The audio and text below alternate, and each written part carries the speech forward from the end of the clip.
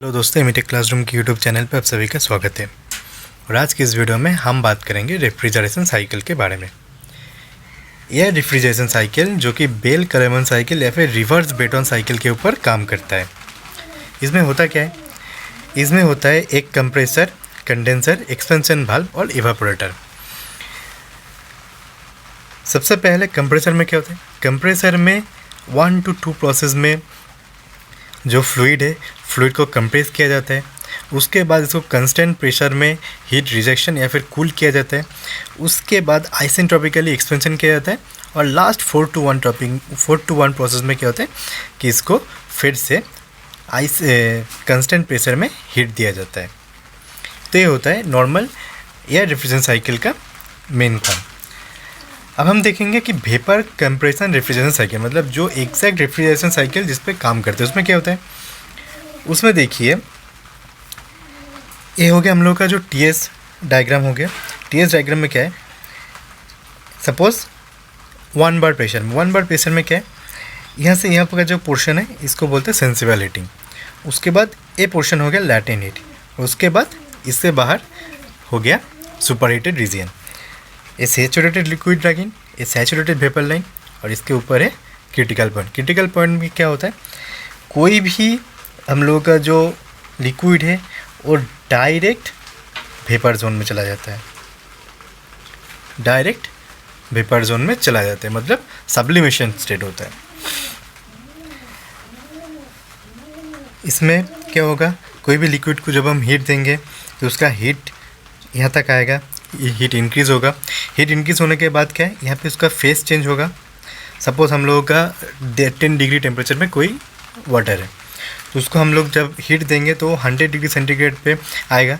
100 degree centigrade पे water होने के बाद वो 100 डिग्री वाटर में स्टीम होगा और उसके बाद अगर हम उसको हीट देंगे तो सुपर हीटेड स्टीम प्रोड्यूस होगा।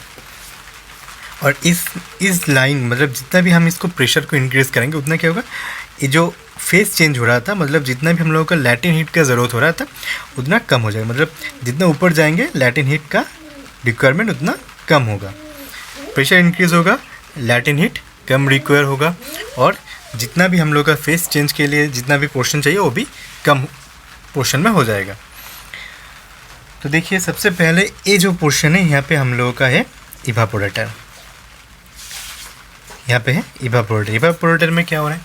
इवापोरेटर में जो हम लोगों का जो फ्लूइड है मतलब रेफ्रिजरेशन साइकिल में जो हम लोगों का रेफ्रिजरेंट यूज़ हो रहा है उस रेफ्रिजरेंट का फेस चेंज हो रहा है। यहाँ पे वो हीट ले रहा है, एटमॉस्फेयर से हीट वो ले रहा है और हीट लेने के बाद जो हम लोगों का लिक्विड था, लिक्विड रेफ्रिजरेंट यहाँ पे फेस चेंज करके वेपर फॉर्म में आ रहा है। लेकिन यहाँ पे देखिए, ये जो लाइन है ये लो प्रेशर लाइन पे है। अभी जो हम लोगों का लिक्विड रेफ्रिजरेंट है, लिक्विड रेफ्रिजरेंट यहाँ पे हीट एब्जॉर्ब करके वो वेपर रेफ्रिजरेंट बन गया। अभी जो वेपर रेफ्रिजरेंट है इसका प्रेशर भी कम है और इसका टेम्परेचर भी कम है, क्योंकि ये वेपर जोन में चला गया तो उसका मतलब क्या है कि इसका जो टेम्परेचर था वो भी कम हो गया। इसीलिए इस वेपर को प्रेशर और टेम्परेचर दोनों इंक्रीज़ करने के लिए हम यहाँ पे यूज़ करते कंप्रेसर। हम कंप्रेसर यूज़ करेंगे।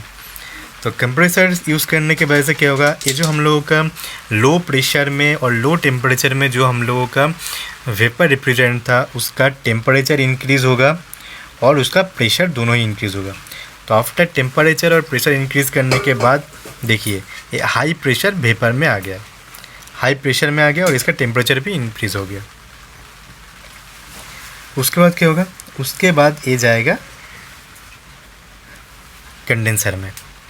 अभी देखिए, ये जब कंडेंसर में गया तो इसका प्रेशर भी इंक्रीज़ हो गया और इसका टेम्परेचर भी इंक्रीज़ हो गया। यहाँ पे हम लोगों का फेस चेंज करने के लिए जितना लैटेंट हीट रिक्वायरमेंट था, ऊपर देखिए लैटेंट हीट का रिक्वायरमेंट उतना कम हो गया। तो इसी की वजह से क्या होगा कि जो कंडेंसर है हम लोगों का कंडेंसर का साइज़ कम होगा तो भी चलेगा, लेकिन अगर प्रेशर कम होता तो हम लोगों को उतना ही बड़ा कंडेंसर का ज़रूरत पड़ता। तो यहाँ पे क्या होगा, कंडेंसर के अंदर हाई प्रेशर जो वेपर था, high pressure vapour heat reject करेगा हीट रिजेक्शन हो रहा है, हीट रिजेक्ट करके वो हाई प्रेशर लिक्विड में आ जाएगा।